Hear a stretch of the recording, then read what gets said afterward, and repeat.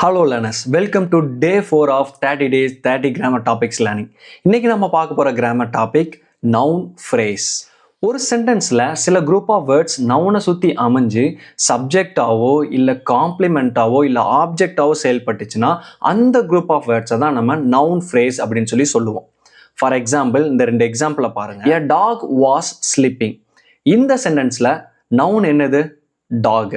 இந்த சென்டென்ஸ் எதை பத்தி பேசுது? ஏ டாகை பற்றி பேசுது. அப்போ ஏ டாக் அப்படிங்கிறது சப்ஜெக்ட். இந்த செகண்ட் சென்டென்ஸை பாருங்க.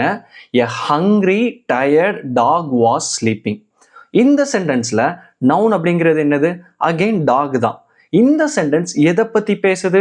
எ ஹங்க்ரி டயர்டு டாகை பற்றி பேசுது.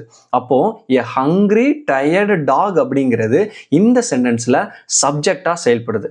ஸோ நவுனை சுற்றி இருக்கிற சில குரூப் ஆஃப் வேர்ட்ஸ் சேர்ந்து சப்ஜெக்டாக செயல்படுறதுனால இந்த group of words a hungry tired dog அப்படிங்கிற குரூப் ஆஃப் வேர்ட்ஸ் தான் நவுன் ஃப்ரேஸ். அப்புறம் அடுத்த கிராமர் ரூலை நாளைக்கு பார்க்கலாம்.